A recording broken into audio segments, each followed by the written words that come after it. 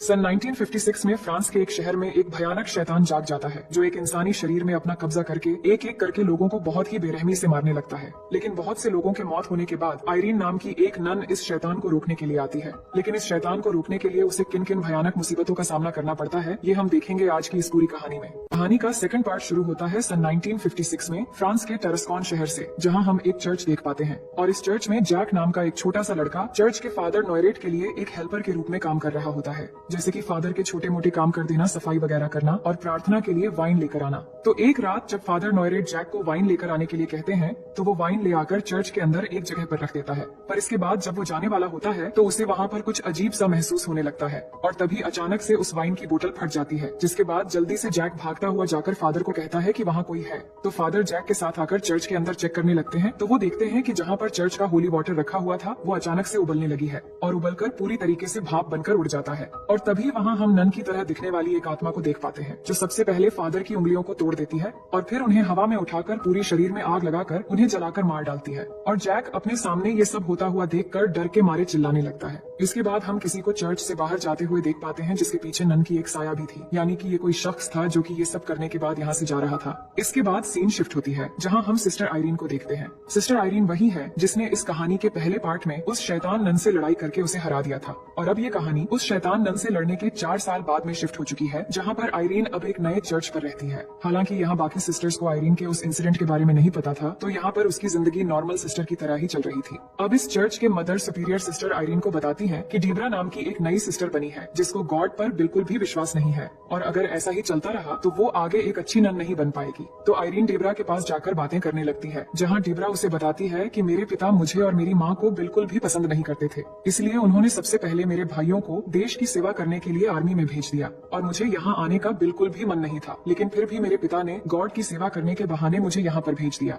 अब आगे हम बहुत सारी नन्स को एक साथ देखते हैं जो 4 साल पहले हुए उस इंसिडेंट के बारे में बात कर रही होती है कि सेंट काटा के एबे में एक शैतान नन के रूप में आकर वहाँ के सभी नन्स को मार रहा था, लेकिन आखिरकार एक नन ने उस शैतान का मुकाबला किया और उसे हरा दिया। मगर उन्हें ये नहीं पता है कि इनके बीच में मौजूद आयरीने ही वही नन थी जिसने 4 साल पहले उस शैतान नन के साथ लड़ाई की थी। वहीं आयरीने भी पास में खड़ी होकर उनकी बातें सुन रही थी, लेकिन वो उन्हें कुछ नहीं बताती। अब सीन शिफ्ट होकर हम फ्रांस के एक गर्ल्स बोर्डिंग स्कूल को देखते हैं, जहाँ पर बहुत सारे स्टूडेंट और टीचर्स के अलावा फ्रेंची भी रहता है। अब फ्रेंची असल में कौन था ये हमें कहानी में आगे पता चलेगा। यहाँ पर फ्रेंची का काम होता है कि स्कूल के अंदर छोटे मोटे काम करना और स्कूल के कमरों की सफाई वगैरह कर देना, और फ्रेंची स्कूल के स्टूडेंट के साथ बहुत ही प्यार से पेश आता है। अब यहाँ पर हम सोफी नाम की एक स्टूडेंट को देखते हैं जो एक गरीब परिवार से है, इसलिए इसकी मॉम केट भी यहीं पर सोफी के साथ रहकर एक प्राइवेट टीचर की तरह स्कूल में पढ़ाया करती है। अब सोफी को फ्रेंची से बहुत लगाव होता है, तो वो फ्रेंची को एक फ्रेंडशिप ब्रेसलेट बनाकर देती है, लेकिन तभी उसी के क्लास की कुछ लड़कियां आकर वो ब्रेसलेट हाथ से छीन लेते हैं और ये सोफी को हर वक्त चिढ़ाया करते हैं, और इस बार वो सोफी को फ्रेंची की गर्लफ्रेंड कहकर चिढ़ाने लगते हैं। तो फ्रेंची उन्हें ब्रेसलेट वापस करने के लिए कहता है, पर तभी वहाँ पर स्कूल के टीचर आकर सभी लड़कियों को क्लास में जाने के लिए कहती है, तो वो चले जाते हैं।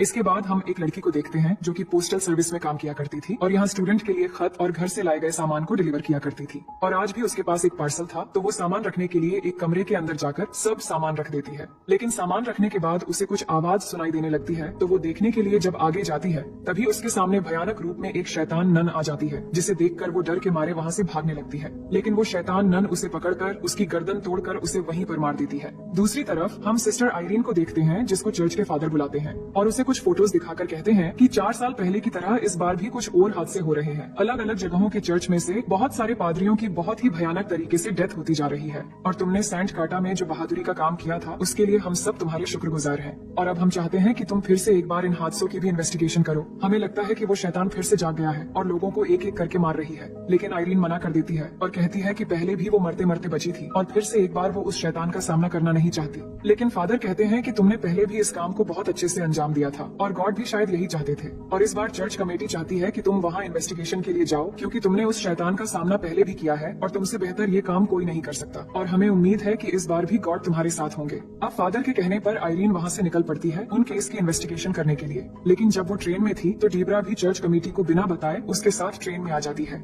वहीं बोर्डिंग स्कूल में हम सोफी को देखते हैं जिसको वो लड़कियां फिर से परेशान करने लगते हैं, और इस बार परेशान करने का एक नया तरीका उन्होंने ढूंढ निकाला था। तो वो सोफी को बातों में बहलाकर स्कूल के एक रूम में लेकर जाती है, जहाँ जाने पर स्कूल के हेड टीचर ने मना किया है, लेकिन वो लड़कियां सोफी से कहती हैं कि वहाँ जाने के बाद तुम्हें एक चमत्कार देखने को मिलेगा। उसके बाद वो उसे उस कमरे में ले जाकर एक खिड़की के सामने खड़ा कर देते हैं और कहते हैं कि खिड़की में जो बकरे का तस्वीर बना है उसकी आंखों में देखते रहना, और जब उस पर सूरज की रोशनी रोशनी पड़ेगी तो तुम्हें एक राक्षस की आंखें देखने को मिलेगा और यहाँ से हिलना मत, नहीं तो वो आंखें तुम्हें नहीं दिखेगी। इसके बाद वो लड़कियां सोफी को वहाँ छोड़कर बाहर चली आती हैं। तो सोफी उस बकरे की आंखों में देखने लगती है और सूरज की रोशनी पड़ते ही वो आंखें लाल होने लगती है और ये देखकर सोफी डर जाती है और वहाँ से भागने लगती है। लेकिन वो बाहर निकल पाती तभी वो लड़कियां दरवाजा बंद कर देती हैं और सोफी डर के मारे उन्हें दरवाजा खोलने के लिए चिल्लाने लगती है। तभी वो देखती है कि वहाँ पर रखी एक मूर्ति अचानक हिलने लगी है और धीरे धीरे वो मूर्ति गिर जाती है और तभी वो एक डरावनी आत्मा को देखती है। तभी वहाँ फ्रेंची आकर दरवाजा खोलकर सोफी को बचा लेता है, जिसके बाद वो सोफी से पूछता है कि क्या हुआ था, पर वो कुछ नहीं बताती।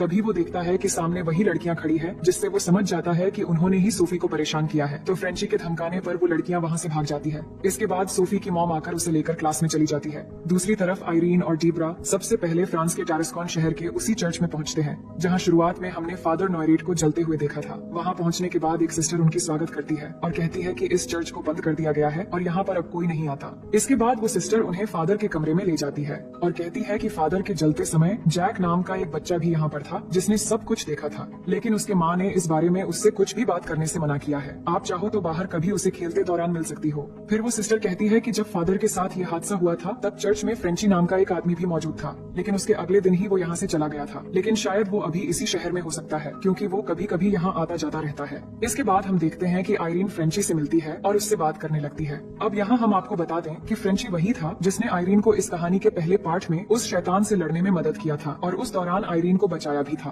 तो आइरीन उससे बात करती है और उसकी जान बचाने के लिए उसे थैंक्स कहती है। इसके बाद आइरीन वापस आने लगती है। तभी बीच रास्ते में डीब्रा उसे पूछती है कि फ्रेंची कौन है। तो वो फ्रेंची के बारे में उसे बताने लगती है कि जब वो सेंट कार्टा में शैतान के वश में थी तो फ्रेंची ने आकर उसे बचाया था। तभी आइरीन समझ जाती है कि उस शैतान को जीने के लिए एक जिंदा शरीर चाहिए थी और उस वक्त वो शैतान फ्रेंची के अंदर आ गया था, यानी कि अब वो शैतान फ्रेंची के जरिए ही लोगों को मार रहा है। अब उसी रात आइरीन को चर्च के बाहर रास्ते में जैक मिल जाता है जो बच्चों के साथ खेलते हुए आया था। तो वो जैक से पूछती है कि फादर के साथ उस रात क्या हुआ था। तो जैक बताता है कि जब वो वाइन रखने के लिए गया था तो अचानक उस वाइन की बोतल फट गई थी। इसके बाद वो फादर को ये बात बताने के लिए गया था। अब यहाँ आइरीन उससे और कुछ पूछ पाती तभी जैक बाकी बच्चों के साथ वहाँ से चला जाता है, इसलिए आइरीन उसकी पीछे पीछे भागने लगती है और वो भागते हुए एक ऐसी जगह जाकर रुक जाती है जहाँ उसके सामने बहुत सारी किताबें होती हैं। जिसके बाद उन किताबों के पन्ने बहुत तेजी से हवा की वजह से पलटने लगते हैं और वो पन्ने पलटते पलटते आखिरकार वहाँ उसे एक तस्वीर नजर आती है जो उस शैतान नन की थी और ये देखकर आइरीन बहुत ज्यादा डर जाती है और तभी वो शैतान उस तस्वीर से निकलकर उसकी गला पकड़ लेती है। लेकिन तभी आइरीन को एक विजन आने लगता है जहाँ वो देखती है कि एक लड़का जिसके हाथ में एक छोटी सी बॉक्स है और उसके आंखों से बहुत ही डरावनी तरीके से रोशनी निकल रही है और तभी वो गिरकर बेहोश हो जाती है। जिसके बाद सिस्टर डीब्रा आकर उसे डॉक्टर के पास ले जाती है। इसके बाद आइरीन के होश आने पर डीब्रा उसे बताती है कि जैक ने उसे कुछ समय पहले आकर एक रोजरी दिया है जो शायद फादर नॉयरेट का है, पर इस रोजरी पर एक सिंबल है जिसे वो समझ नहीं पा रही है। इसके बाद दोनों इस रोजरी पर बने सिंबल को समझने के लिए एक कैथोलिक लाइब्रेरी में पहुंचते हैं जहाँ का लाइब्रेरियन ये बताता है कि ये तो एक खानदानी सिंबल है और ये सेंट लूसी के वंशज के पास ही होते हैं। और वो बताता है कि जब सेंट लूसी को काफिरों ने मार दिया था तो उनके परिवार किसी तरह बच निकले, पर वो खतरे में थे इसलिए दुनिया में हर जगह फैल गए और अपनी जी जान लगाकर एक राज की रक्षा करने लगे और वो राज थी सेंट लूसी की आंखें। और जिस शैतान की हम बात कर रहे हैं वो सेंट लूसी के वंशज को इसलिए मार रहा है क्योंकि उसे वो आंखें चाहिए जिससे वो सबसे शक्तिशाली बन जाएगा और अगर वो आंखें उस शैतान की हाथ लग गई तो दुनिया में कयामत आ जाएगी और अगर ये तुम्हारे हाथ लग जाए तो तुम सेंट काटा की तरह इन आंखों के जरिए उस शैतान को वापस नर्क पहुंचा सकती हो। फिर आइरीन पूछती है कि वो आंखें अब कहाँ हैं, तो लाइब्रेरियन कुछ और बुक्स निकालता है और फाइनली उन्हें ये पता चलता है कि इस वक्त वो आंखें फ्रांस के टारस्कॉन शहर के अंदर एक बोर्डिंग स्कूल में कहीं दफन है। इसके बाद आइरीन और डीब्रा उस बोर्डिंग स्कूल की तरफ चल पड़ते हैं और ये वही बोर्डिंग स्कूल होता है जहाँ पर सोफी पढ़ती है। वहीं हम बोर्डिंग स्कूल में देखते हैं जहाँ पर सोफी और केट के कमरे में फ्रेंची खाना बनाने आया था, लेकिन अचानक उसे कुछ होने लगता है तो केट ये देखकर उसे संभालने लगती है। तभी अचानक से वो शैतान नन वहाँ पर रखी एक तस्वीर से निकलकर इनको डराने लगती है तो फ्रेंची दोनों को लेकर वहाँ से बाहर भागने लगता है। वहीं आइरीन और डेब्रा स्कूल में पहुंच जाते हैं तो वो फ्रेंची को देखकर घबरा जाते हैं क्योंकि आइरीन जानती थी कि वो शैतान फ्रेंची के जरिए ही सबको मार रहा है और वो इसी के अंदर है। तो आइरीन कहती है कि तुम इनसे दूर रहो क्योंकि जब तुम सेंट काटा में मुझे बचा रहे थे तभी वो शैतान तुम्हारे अंदर आ गया था और तुम्हारे जरिए ही वो शैतान एक एक करके सबको मार रहा है। लेकिन फ्रेंची ये विश्वास ही नहीं कर पा रहा था कि तभी अचानक उसे कुछ होने लगता है और वो शैतान पूरी तरीके से उसके अंदर आ जाता है। इसके बाद वो वहाँ से जाने लगता है लेकिन आइरीन उसे रोकने के लिए गॉड के नाम का मंत्रों का उच्चारण करने लगती है जिससे फ्रेंची कमजोर पड़ने लगता है और तभी डीब्रा आकर एक डंडे से उसे मारकर बेहोश कर देती है। इसके बाद दोनों उसे एक जगह बांध कर रख देते हैं। फिर वो दोनों केट और सोफी के पास आकर उनसे पूछते हैं कि फ्रेंची शैतानी रूप में आने के बाद आखिर किस तरफ जा रहा था। तो केट बताती है कि यहाँ पर एक कमरा है जहाँ जाना सबको मना है, वो शायद वहीं पर जा रहा था। इसके बाद वो उस कमरे में जाते हैं जहाँ जाने के बाद सोफी उन्हें बताती है कि उस खिड़की पर जब सूरज की रोशनी पड़ती है तो वहाँ बने उस बकरे की आंखें लाल होने लगती हैं और वो एक राक्षस है।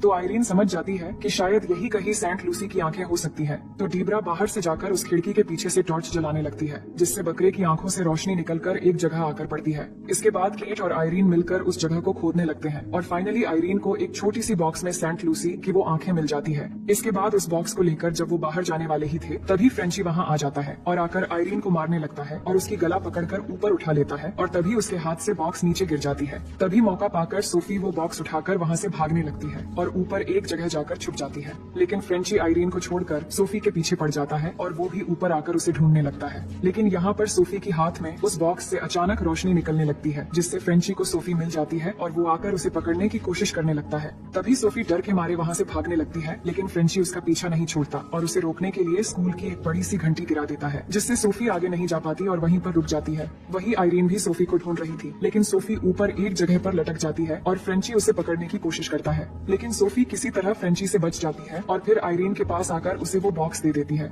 लेकिन तभी फ्रेंची वहाँ भी आ जाता है, पर आयरीन उसके सामने वो बॉक्स रख देती है जिससे रोशनी निकल रही थी और इस वजह से फ्रेंची कमजोर पड़ जाता है और चिल्लाने लगता है और उसकी आंखों से खून निकलने लगती है। इसके बाद वो अचानक जमीन पर गिर जाता है। अब यहाँ आयरीन को लग रहा था कि शायद उस शैतान के साथ साथ फ्रेंची भी मर चुका है, तो वो रोने लगती है और उसे चेक करने के लिए जब उसके पास जाती है, तभी फ्रेंची जाग जाता है और आयरीन के हाथ से वो बॉक्स लेकर ऊपर उठा लेता है और इसी दौरान फ्रेंची के जरिए उस शैतान को सेंट लूसी की वो आंखें मिल जाती हैं। अब उस शैतान को सेंट लूसी की आंखें मिल जाने के बाद वो बहुत ताकतवर बन गया था, इसलिए वो एक भयानक नन के रूप में सबके सामने आती है और सब पर हमला करने लगती है और फिर डीब्रा के गले में एक जंजीर लगा देती है और फिर आयरीन को ऊपर हवा में उठाकर उसके शरीर में आग लगा देती है, जिससे आयरीन चिल्लाने लगती है। लेकिन वो शैतान आयरीन को पूरी तरह जला नहीं पाती है और अचानक आयरीन के शरीर से आग बुझ जाती है और वो नीचे गिरकर बच जाती है। तभी डीब्रा आकर उसे पकड़कर एक साइड में लेकर चली जाती है और तभी यहाँ आयरीन देखती है कि यहाँ बहुत सारे टैंक के अंदर वाइन भरी हुई है और वाइन को नन्स प्रार्थना में इस्तेमाल करती है और प्रार्थना करने के बाद वाइन्स को वो बहुत पवित्र मानते हैं, जैसे जीसस की ब्लड को मानते हैं। तो आयरीन डेब्रा से कहती है कि मेरे साथ प्रार्थना करो और अब प्रार्थना से ही इस शैतान को हम खत्म कर सकते हैं।